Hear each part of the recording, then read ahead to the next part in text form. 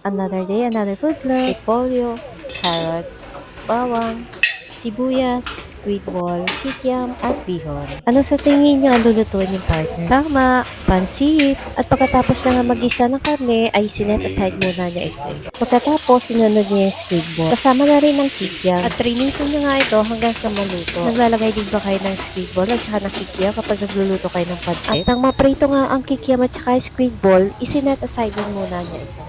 At pagkatapos, isunod na niya ang bawang at sibuyas. At talagang ang bango-bango nga naman kapag ginigisa mo yung bawang at sibuyas. Talagang nakaka-feel ng luto. At nang okay na yung bawang at sibuyas niya, sinunod niya na yung carrots. Sa totoo lang, wala kaming plano magluto ng pansit today. Pero nakita namin sa ref na may repolyo at saka carrots. Kaya imbis ng masira, niluto na lang namin kahit hindi kompleto yung Alam ko naman na mapapasarap pa rin ni partner yan kahit hindi kompleto yung ingredients namin. Naglagay na rin pala siya dito ng MSG, paminta, at betching. Pagkatapos, hinalo-halo nga niya para ma-mix na mabuti hanggang sa maluto na yung carrot. At nang maluto na nga yung carrots, sinunod ko na yung repolyo. O, diba? Parang chef na chef talaga. Ang bango-bango na nga habang hinahalo niya yung carrots at saka yung repolyo. Natatakam na din ba kayo? Kagaya ko?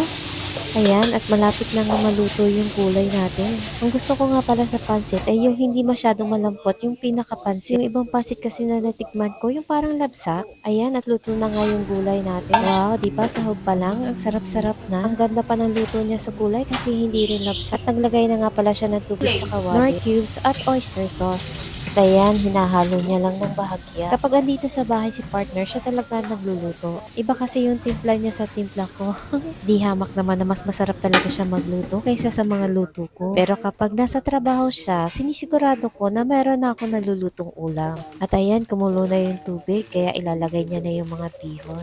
Pinutol-putol nga pala niya ang mga bihon dyan para daw madaling niyang mahalo. Ayan, at tama-tama nga lang yung tubig na inilagay niya para doon sa dami ng bihon. At tinakpan nga muna niya yung kawali para naman madaling kumulo yung tubig at maluto agad yung pansit. At dinagdagan niya nga ng tubig na sa tingin niya ay kulang pa at hindi pa ganun kaluto yung pansit. At ito na nga, malapit na nga maluto yung pansit. At gusto-gusto ko nga yung pagkakaluto niya. Halata naman na hindi labsak yung pansit. At ayan na nga, pinagsama niya na yung pansit at yung sahog.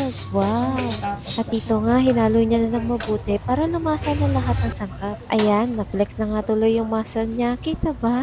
Excited na nga ako matikman yung luto niya. Tara, at sabayan niyo na kami kumain.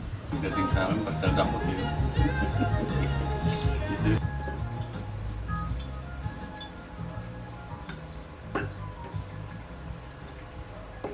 Yun, Kikoman. Diba? Very nice talaga natin.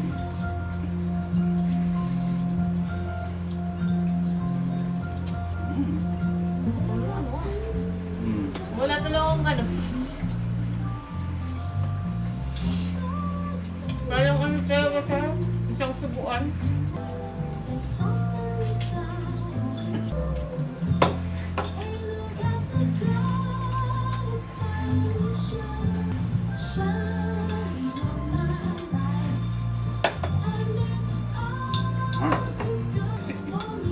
Walang lasa.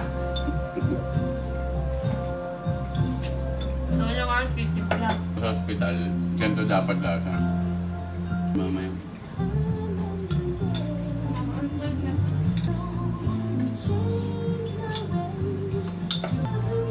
Easy.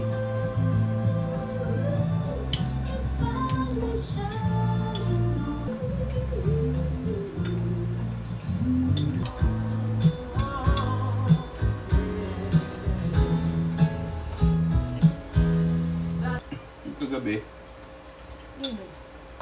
Ayan, nakita niyo naman na sa sobrang sarap, napabulos kami pareho ni partner. At dahil marami ang pansit na naluto ni partner para sa aming dalawa, nagbigay na rin siya para sa mga security guard namin dito sa village. So paano ba yan? Hanggang sa susunod na vlog na lang ulit. Paalam!